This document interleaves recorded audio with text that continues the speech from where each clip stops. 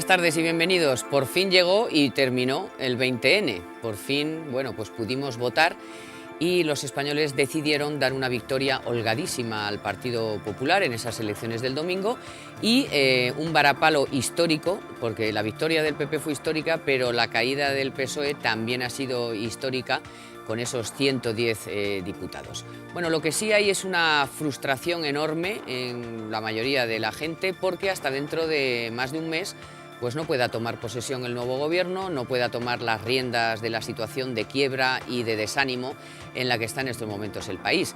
Hay mucho que discutir ahí y lo vamos a discutir en esta mesa. Hoy Chávez dejaba caer que, hombre, algún día se podía ganar. Oye, pues si es cuestión de voluntad política, que se gane todo el tiempo que se quiera, porque, oiga, si la Constitución se cambió con una llamada de teléfono, porque había que hacerlo, porque nos obligaban, pues esto era más que obligado, porque estamos en una situación absolutamente que no puede esperar ni un minuto más. Los mercados, pues no nos han dado tregua estos días, esa es la verdad. Estaba descontada la victoria del PP y ahora pues lo que quieren es, oye, medidas y medidas y medidas, no solo de España, sino también de Italia, que se solucione lo de Grecia, en fin, la situación de la deuda en general. Y han seguido pues penalizando a la deuda española, que, bueno, pues ha obtenido intereses pues absolutamente desconocidos y unos intereses a 3 meses que era, vamos, ni un depósito a 2 años, ni con, vamos, besando al banquero y renunciando a las televisiones de plasma, te lo dan en cualquier banco español. Bueno, como les decía, ese traspaso de poderes sí se ha iniciado, al menos oficialmente. Vamos a ver lo que puede sacar de ahí Soraya Sáenz de Santamaría si nos enteramos de cómo están las arcas, pero en fin, vamos a seguir perdiendo un tiempo precioso que algunos piensan pues que, como les digo, podría cortarse. Vamos a hablar de eso y también de los asuntos más urgentes que habrá que acometer por el nuevo gobierno, sobre todo para recuperar la confianza de los españoles, pero también de nuestros socios europeos. Además, les contaremos que, bueno, hoy oficialmente Bruselas ha hecho pública su propuesta de eurobonos. Después les contaremos cuáles son los pros y los contras de esa medida y también se ha conocido en las últimas horas esa decisión del Fondo Monetario Internacional de poner a disposición del que quiera, de sus socios, de los que aportan, pues unos créditos que en el caso español podrían llegar hasta los más de 46.000 millones de euros. Después les contaremos pues si eso es bueno, si es malo, si nos interesa o si no. Vamos, como siempre, antes de entrar en los detalles, a contarles algunas de las cifras que nos ha dejado la semana.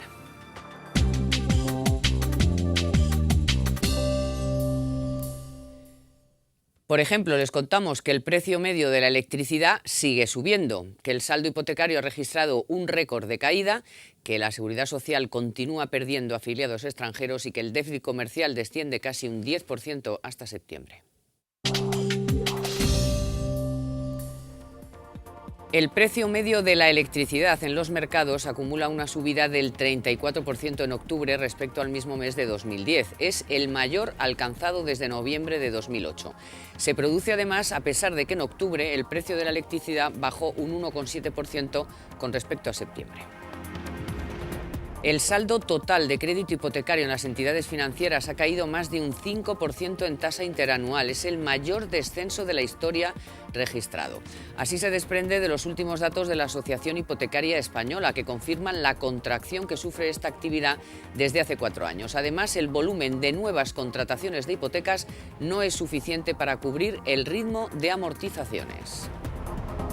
La Seguridad Social pierde 31.300 afiliados extranjeros en octubre. Eso supone el 1,7% en relación al mes anterior y suma 4 meses en negativo. Del total de extranjeros afiliados, la mayoría corresponden a ciudadanos de países no comunitarios como Rumanía, Marruecos, Ecuador y Colombia. Por sectores, la mayoría trabajan en hostelería y comercio. El déficit comercial ha caído un 9,8% durante los 9 primeros meses del año, hasta rozar los 35.500 millones de euros. Son datos del Ministerio de Industria, que dice también que este resultado es consecuencia del aumento de las exportaciones en más de un 17% y de un incremento del 11% en las importaciones.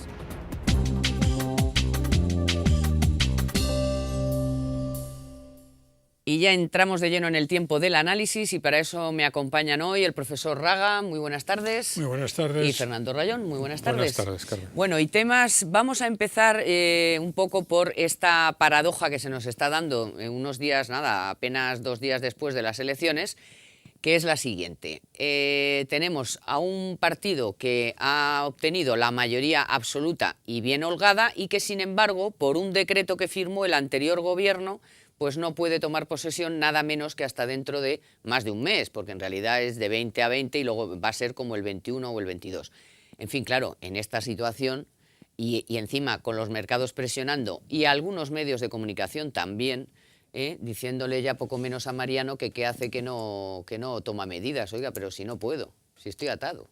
¿Cómo lo veis? Eso tiene todo el aspecto de lo que se llama blindaje, ¿no? Es decir, el gobierno establece un blindaje para no dejar el poder antes de tal fecha, como ha establecido tantos blindajes. El último era el blindaje de unos liberados para que se convirtieran en funcionarios o en empleados públicos con toda la protección. A mí esto me resulta bochornoso, es decir, el pueblo ha demostrado ya lo que quería. Es evidente que hacen falta unos trámites mínimos para hacer eso que se llamaría el apretón de manos, ¿no? El traspaso de carteras, ¿no? Pero eso cuanto antes. O sea, el país lo que no permite es seguir en la inanición sin tomar decisiones. El nuevo gobierno, que es quien las tiene que tomar, porque no lo es todavía, porque no ha tomado posesión, y el viejo gobierno más vale que no las tome, porque las que tome lo hará en interés propio y no de la nación. O sea, que yo prefiero que el gobierno que sale, que tenga las manos quietas, porque lo otro puede ser terrible. Ya, hoy se ha iniciado el traspaso de poderes, han estado Soraya Sáenz de Santamaría con Ramón Jáuregui viendo cómo se hace todo eso. Chávez por su cuenta ha dicho que a lo mejor se podían acortar los plazos, que él no dice nada y tal, y realmente el decreto dice que es hasta 25 días, es decir, que un margen hay, o sea, ganas políticamente se podría hacer. Parece que Zapatero y Rajoy se van a ver en los próximos días, porque hay además que preparar esa importante cumbre, porque claro, para que Zapatero vaya con un mandato meridianamente claro de que allí no tome prácticamente decisiones que no sean las que le convienen ahora mismo a España, ¿no? ¿Cómo ves tú qué va a pasar de todo eso? Porque es un poco paradójico que haya una cumbre importantísima y vaya un saliente que además le han pegado un revolcón de narices, ¿no? Bueno, eso puede ser hasta una cosa pues chusca, ¿no? Sobre todo para otros países de Europa. Hoy hemos sabido que efectivamente se va a ver Zapatero con Rajoy este fin de semana. Y se van a ver no porque quieran hacer un traspaso, sino porque la situación es grave, gravísima en economía. Si ellos se van a ver este fin de semana, calculo yo que va a ser el sábado por la mañana, ¿por qué no pueden instrumentalizar un cambio de gobierno más rápido? Creo que es muy razonable y no hay ninguna razón, ni por parte del gobierno entrante ni del saliente, para prorrogar esto. Luego, segunda cuestión, tú decías, hay una cumbre de los países de la Unión Europea. Bueno, Zapatero puede ir a despedirse, pero tal y como están las cosas, esto no es una despedida al uso, no es dar un apretón de manos. Están dándose batallas, luego hablaremos, como los eurobonos, como lo que están ocurriendo con las emisiones de deuda, también Alemania, con la caída de la valoración de los países por parte de las agencias de calificación. Es decir, la cosa está muy seria, allí no se va nadie a despedir de nadie. Aunque Rajoy le diga a Zapatero en la reunión que van a tener este fin de semana exactamente lo que quiere que haga, lo lógico es que ya porque lo demanda la gente, el pueblo, es que se ponga a hacerlo. Esa es la razón más obvia y más razonable de todas, ¿no? Bueno, vamos a escuchar una cosa, bueno, como el ideario interesante de Rajoy, porque aunque nos parezca que ha pasado mucho tiempo, es que esto fue el domingo y es un poco el credo de Mariano Rajoy a los españoles, en el sentido de que, bueno, que no nos sintamos inquietos. Bueno, escúchenlo ustedes mismos, es Mariano Rajoy, ya el presidente electo. Nadie tiene que sentir inquietud alguna. No habrá para mí otros enemigos que el paro, el déficit, la deuda excesiva, el estancamiento económico y todo aquello que mantiene a nuestro país en estas críticas circunstancias. Sé muy bien lo que nos toca. Para nadie es un secreto que vamos a gobernar en la más delicada coyuntura en que se haya encontrado España en los últimos 30 años. Queremos devolver a los españoles el orgullo de serlo. El orgullo se rescata a base de trabajo, de esfuerzo, de mérito, de tomar riesgo, de innovar, de preocuparse por los demás, de ser solidario. Bueno, pues ya veremos cuándo es ese primer Consejo de Ministros de Mariano Rajoy, quiénes son, por supuesto, los ministros, hay quinielas para todos los gustos, pero en fin, me parece una pérdida de tiempo pues estar apostando por fulano o por mengano porque no tenemos ni pajolera idea y el que diga que lo sabe pues está mintiendo, con lo cual es una pérdida de tiempo. Sobre lo que sí se puede hablar y se puede discutir es, oye, pues qué es lo prioritario que debería hacer Mariano Rajoy en ese primer Consejo de Ministros y lógicamente pues se habla, como no, pues de la reforma financiera porque sin crédito todo lo demás da igual, en paralelo pues una reforma laboral, por supuesto meter la tijera en todo lo que se pueda, austeridad, austeridad, austeridad. Hoy hemos escuchado a uno de los que suena mucho en esas quinielas, que ya fue vicepresidente económico, que ya nos sacó de una crisis y hoy pues ha dicho esto el señor Rodrigo Rato, que ya veremos si tiene o no alguna nueva responsabilidad. Un momento que todos sabemos que es un momento de grandes cambios y todos cruzamos los dedos para que los cambios sean a mejor. Cuestiones como la competitividad de nuestra economía están en juego, incluso yo diría que en cuestión. También el diálogo social tiene que demostrarnos en los próximos meses qué es lo que nos va a dar de cara al futuro. Bueno, pues no es que nos haya dicho nada que no sepamos, pero en fin, que lo diga la gente importante y que tiene sentido común, pues es interesante para que la gente vea que, en fin, que el momento es muy difícil y que vamos a tener que hacer grandes esfuerzos. Raga, ¿tú cómo ves ese primer Consejo de Ministros? Hombre, yo creo que el Consejo de Ministros yo creo que hay que ir ya con la chuleta, como dicen los malos estudiantes. Con el decreto redactado ya. Eso es. Es que no se puede perder el tiempo. Es que un día perdido es un mayor hundimiento de la economía del país. Por lo tanto, yo creo que las ideas son muy claras. Las ideas las hemos venido repitiendo con los oídos sordos del señor Zapatero durante años. Acaba de decir el señor Rato el tema de la productividad. Ese es el mal endémico de la economía española. La economía española tiene, yo creo, dos enfermedades. Una de carácter endémico, la productividad, y otra que es puramente accidental, que es la financiera. Pero si resolvemos la financiera y no la endémica, la de la productividad, seguiremos hundidos y de eso es lo que hay que estar convencido. Habla mucho rato del, yo no sé en qué contexto ve lo del diálogo social, pero aquí estamos para pocos diálogos. O sea, ya hemos visto que en la etapa de Zapatero el diálogo social se amplió durante 2 años, no se hizo nada y eso nos ha traído muchos problemas y desde Europa y desde el mundo nos están exigiendo una reforma laboral. ¿Cómo interpretáis eso del diálogo social? ¿Qué es? ¿Que le van a decir, oye, vamos a hacer esto, ¿os gusta sí o no? Ah, ¿no os gusta? Pues a la decreto. Porque claro, si estamos esperando, nos montarán huelgas y de todo. Yo creo que en el primer Consejo de Ministros se tiene que hacer una llamada a los empresarios, a los sindicatos y por supuesto ahí al gobierno, porque se supone que la oposición va a estar a favor y si no está a favor, estará en la oposición haciendo lo que siempre ha hecho. Bueno, ahí estará la pequeña y mediana empresa. ¿Por qué esa llamada? Porque inmediatamente se van a plantear unas cuestiones numéricas, datos ya contables. Para eso solo hace falta una cosa, y es saber exactamente cómo están las arcas del Estado, el cash que hay. Todo el mundo dice, ¿cómo es posible que España esté emitiendo deuda tal como está la deuda ahora mismo? Es decir, imposible de pagar los intereses. ¿Por qué? Bueno, solo hay una respuesta y es porque no hay cash y porque ese dinero que se necesita para pagar a los funcionarios, me imagino, entre otras cosas, es urgente. Entonces, en cuanto el gobierno sepa, que yo creo que es lo único que tiene que saber, cómo están las cuentas, lo primero que tiene que hacer es correr para hacer las reformas, pero con los datos, porque si los datos no se puede hacer ni siquiera los presupuestos generales del Estado, ni se puede hacer la reforma no solo laboral, sino por supuesto la financiera, no se puede hacer nada, pero necesita esos datos.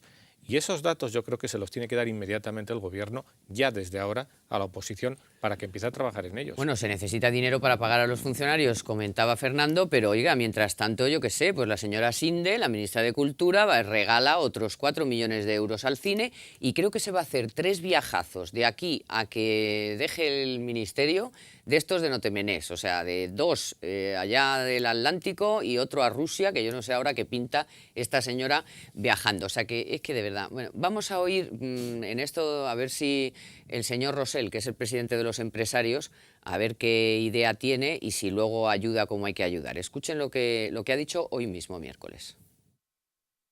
España, económicamente hablando, está en una situación de peligro, digamos, eso está claro, lo dicen esos señores o señoras que se llaman mercados, pero también lo dicen, si los miramos en profundidad, nuestros números macroeconómicos, y lo que sí que está claro que o reconducimos la situación o nos vamos hacia situaciones muy difíciles, muy complicadas y que sería no bueno llegar a este punto. O nos hundimos todos o no se hunde nadie.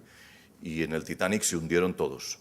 Los que iban en primera, los que iban en business y los que iban en turismo. Pues aquí va a pasar lo mismo. O nos salvamos todos o nos hundimos todos. Y lo mismo respecto a la economía española. Cada cual debe aportar en función de sus posibilidades, nadie debe estar a la defensiva y todos debemos contribuir. Como decía hoy Dieter Brandau, más o menos, Dieter Brandau más Carmen Tomás, este señor no ha visto la película, porque resulta que en Titanic no mueren todos, o sea, los de primera, la mayoría llegó a los botes salvavidas, pero en fin, al margen de anécdotas de ese tipo... Y seguramente no habría business. Sí, no habría business, eso es moderno. No, pero aparte de las bromas, es que lo que tienes razón... es el problema, la dimensión del problema, y que no cabe salvamentos parciales, porque es la economía la que se está hundiendo. Y cuando eso que has contado de la señora Sinde, a eso me refería yo, que quisiera que no movieran, que tuvieran las manos... Esto es todos los días, ¿eh? Todos los días hay alguna. Porque todos los días hacen algo sí. que es para beneficio personal, para beneficio de los amiguetes, para los subsidios o subvenciones que entregan a los más cercanos. Por lo tanto, que a partir de hoy, en cuanto que ya es gobierno en funciones, que no hagan nada que pueda condicionar el futuro. Y condiciona el futuro entregar 4 millones de euros al cine. Bueno, vamos a tener más tiempo. Antes de una pausita publicitaria, les cuento que esta semana la Caixa nos descubre algunas de las mejores formas de ahorrar. ¿Cómo? Con sus depósitos. Los depósitos de la Caixa son el modo más sencillo y seguro de invertir sus ahorros. Elija el que mejor se adapte a usted y obtendrá una rentabilidad en forma de remuneración monetaria a un tipo de interés y durante un periodo de tiempo, o bien una remuneración en especie a su gusto. Puede elegir entre depósitos a plazo fijo a un interés constante durante el periodo que usted elija, entre 1, 3, 6 o 12 meses, y el depósito estrella con una remuneración en especie. Ya sabe que si desea más información al respecto puede acudir a cualquier oficina de la Caixa o visitar su página web www.lacaixa.es.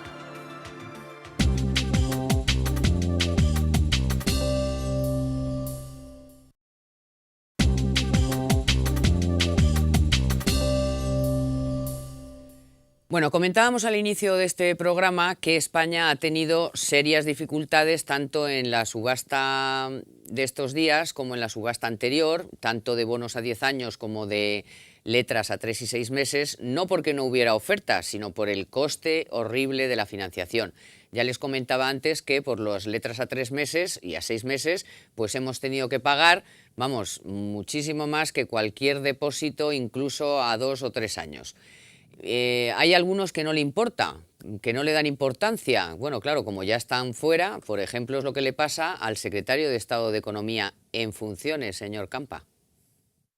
Yo no conozco ninguna fórmula que el FMI esté preparando para que se nos pueda rescatar. Lo que hay es una nueva línea dentro de las líneas que se llaman precautorias del FMI, que simplemente agiliza la posibilidad de dar líneas a horizontes de 3, 6 meses, incluso hasta 12 meses dentro de unas líneas que ya existían en el Fondo Monetario Internacional. Bueno, además de pensar que esa línea del fondo no es para ayudarnos, ha dicho también eso que yo les digo, de que bueno, que no, que España esto es temporal, que no tenemos ningún problema, que la financiación es prácticamente muchísimo mejor que la de hace no sé cuánto tiempo. En fin, estas cosas manejan las estadísticas como les viene en gana para al final llegar a la conclusión de que todo está fenomenal y de que aquí no pasa nada. Y claro, a mí sí me parece que pasen, ¿verdad, señor Pero estos personajes... ¿Qué tiempo necesitan para recobrar el sentido de dignidad personal? Señor Campa, ¿eso que acaba de decir lo piensa realmente? Porque si lo piensa realmente, su misión es desaparecer, saber que no cuenta para nada, porque lo que acaba de decir no es más. Imagínense lo que es una línea de crédito de 46.000 millones que va a tener el Fondo Monetario Internacional disponible para 6 meses. ¿Pero qué me cuenta usted? ¿Pero qué va a pasar de aquí a 6 meses para que nosotros tomemos a 6 meses una línea de semejante volumen? ¿Qué va a pasar en la economía del país para que las cosas no empeoren y podamos hacer frente parcialmente, por lo menos, a ese endeudamiento? Pero si es que no entiendo estas cosas, parece que es que la deuda no haya que pagarla nunca. Es decir, yo he conseguido endeudarme y ese es el gran éxito. No, el gran éxito de usted es cuando consiga pagar la deuda. Endeudarse no es ningún éxito, es simplemente... Bueno, esa medida del fondo, que todavía falta lo que es la letra pequeña, no sabemos a qué tipo de interés y tal, pero bueno, sabemos que España podría obtener hasta 46.000 millones, que puede ser, me parece, hasta 24 meses, en fin, que nos taparía algún agujerillo o depende de las condiciones, si nos interesa o no, aparte, por supuesto, de hacer el recorte absoluto del gasto, que a ver si ahora nos vamos a dormir porque el fondo nos va a dar dinero, ¿no? Vamos a ver, aquí lo que Campa estaba intentando explicar era que esto no era un rescate, que este dinero que da el Fondo Monetario Internacional no es un rescate. Todo es un rescate. Claro, cuando uno es como quieras. Ya, la pero compra bueno, de bonos de Europa tampoco. Pues tampoco será un rescate, entonces, ¿qué es? Una compra de bonos, llámalo como quieras. Es interesante lo del Fondo Monetario Internacional porque con lo que nos está costando, colocar los bonos, colocar las letras, es muy interesante que el Fondo Monetario Internacional diga, señores, van a tener este dinero disponible, vamos a ver a qué interés, tú lo has dicho, porque ya estos préstamos del Fondo Monetario ya estaban, han estado siempre. Lo que pasa es que España en otras épocas lo que hacía era pedirlo a sus propios bancos. Y ahora, tal y como están las cosas, no los puede pedir a sus bancos y tiene que ir fuera. A mí se me parece muy relevante, lo que pasa es que él se lo ha quitado de en medio como diciendo, no, usted explíqueme si van a tomar la decisión de pedir un crédito al Fondo Monetario Internacional, porque puede ser mucho más rentable que pedirlo ahora mismo en deuda, en bonos, en letras, en lo que sea. No, parece que como si no le diera importancia. Tiene mucha importancia porque es algo que está ahí y que de verdad vamos a tener que acudir a ello. Vamos a imaginar, profesor, que efectivamente Rajoy hace un recorte, se están calculando pues de 20 y tantos mil millones. El año que viene España tiene que apelar al mercado por 300 y pico mil millones. Entonces, si hacemos ese recorte, obviamente, hombre, el paro no va a ser una cosa que nos vaya... Las prestaciones por desempleo no se van a bajar de hoy para mañana y el coste de la deuda, pues venimos arrastrado. Entonces, ese dinero quizá, si es muy barato, imagínate que dicen que es al 1% o al 1,5%, ¿sería bueno que España apelara a ese dinero siempre que se haga la otra operación? La otra operación es indispensable. Total. La otra operación es indispensable. ¿Cuándo se puede o cuándo se debería de acudir a esa oferta, entre comillas, del Fondo Monetario Internacional? Cuando sea para sustituir deuda más cara o deuda a más corto plazo. Lo que llamamos consolidación de deuda. Es decir, si yo tengo unos plazos que me apremian y entonces tengo un acreedor que me ofrece sustituir esos plazos mediante una financiación a más largo plazo, bueno, eso es perfectamente correcto. Nos puede aliviar un poco, ¿no? Nos puede aliviar en cuanto que te permite tomar medidas. El problema, señor Campa, es si esto que estamos hablando del Fondo Monetario Internacional es además de...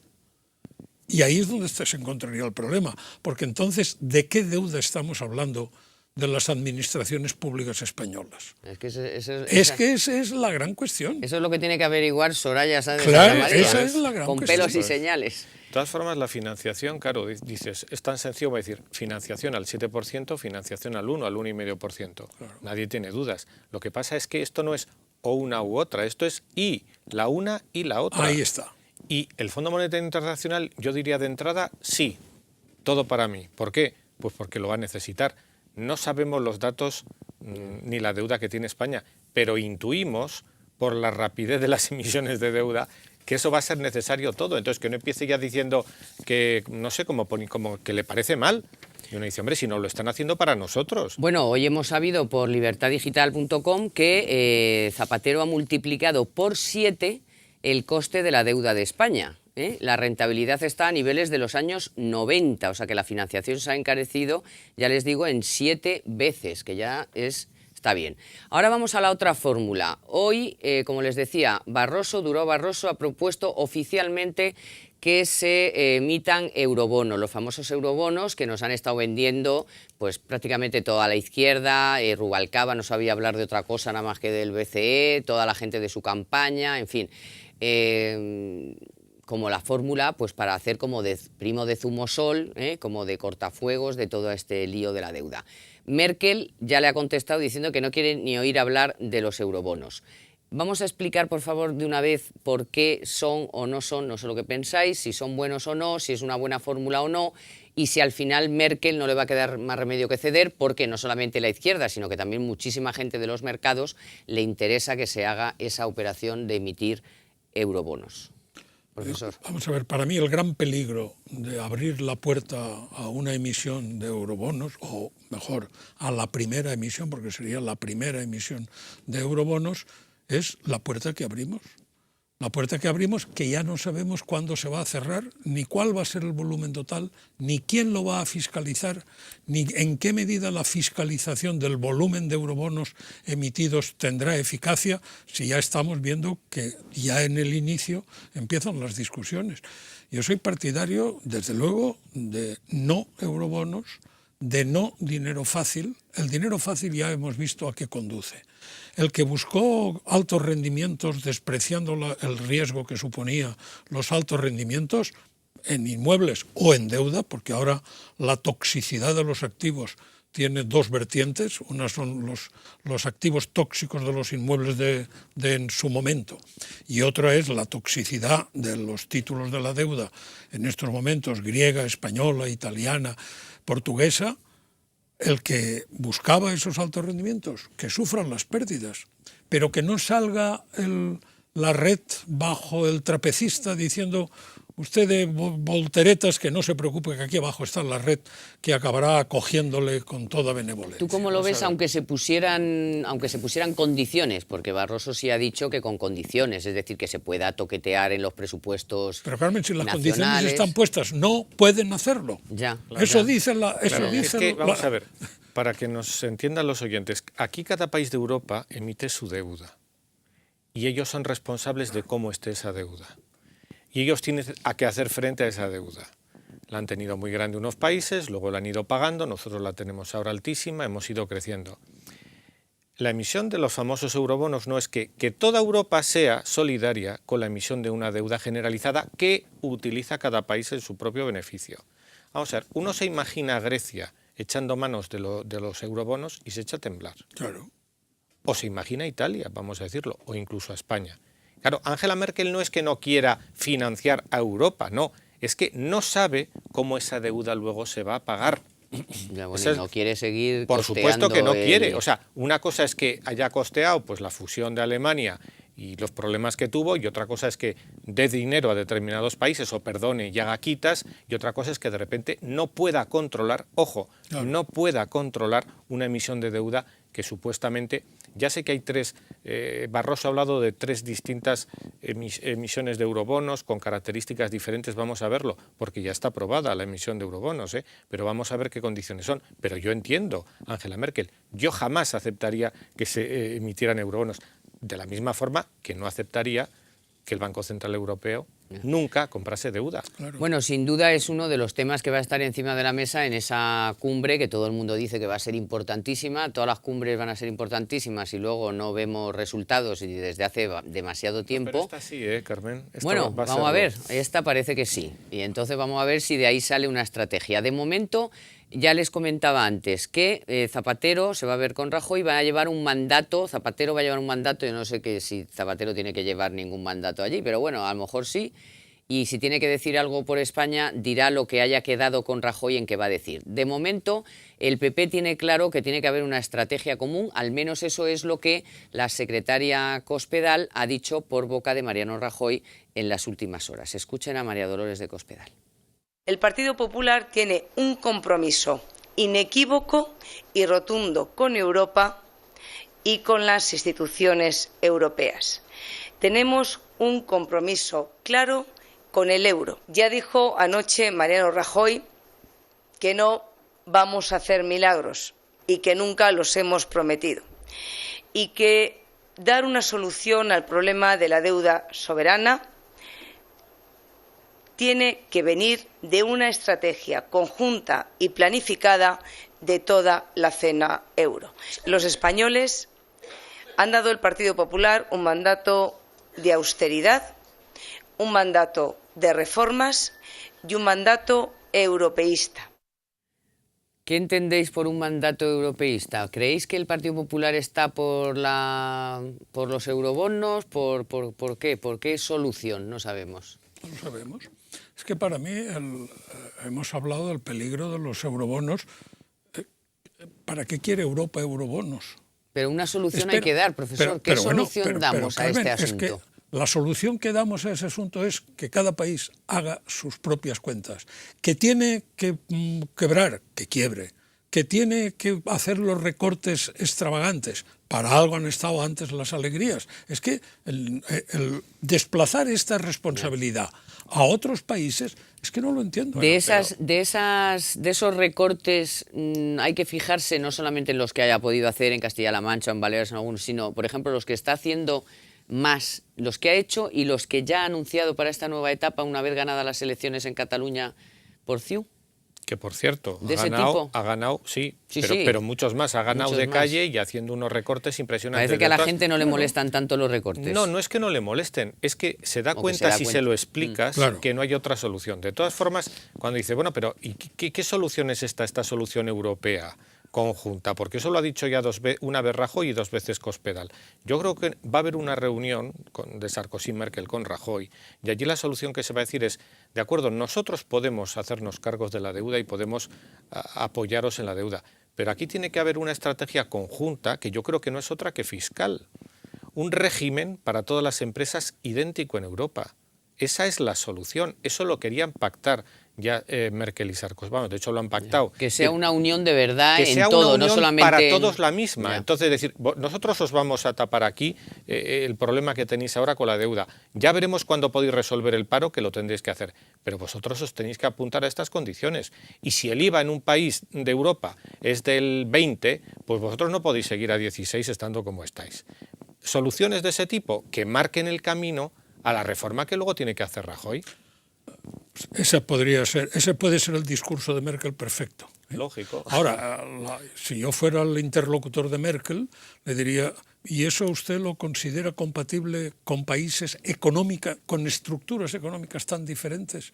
Es decir, vamos a tener productividades muy distintas, muy lejanas. Noruega está allá arriba en la cúspide y nosotros, en cambio, estamos pegados a la media. Eso hay que cambiarlo. O sea, no, pero yo creo que el tema de la competitividad... Eso no se puede cambiar porque depende de lo que cada uno hace. Nosotros hacemos turismo y no sé qué, y el otro hace coches. Sí. Estupendos, además, claro. Vamos a comparar ahora la producción. Por eso digo, nosotros tenemos productividades distintas, estructuras jurídicas y sociales diferentes, sindicatos que no se parecen en nada a la actividad sindical de un país con la de otro, y en cambio vamos a tener la misma política fiscal. Es decir, Irlanda, por ejemplo, que tiene un problema de insularidad, que tiene un problema de deficiencia de infraestructuras, va a tener que poner el mismo impuesto de sociedades, que es lo que está reclamando Europa, que el resto de los países europeos. Que no lo tuvo entonces, nunca, ¿cómo puede dar un incentivo que no lo necesita Alemania, que bastante incentivo significa ser Alemania?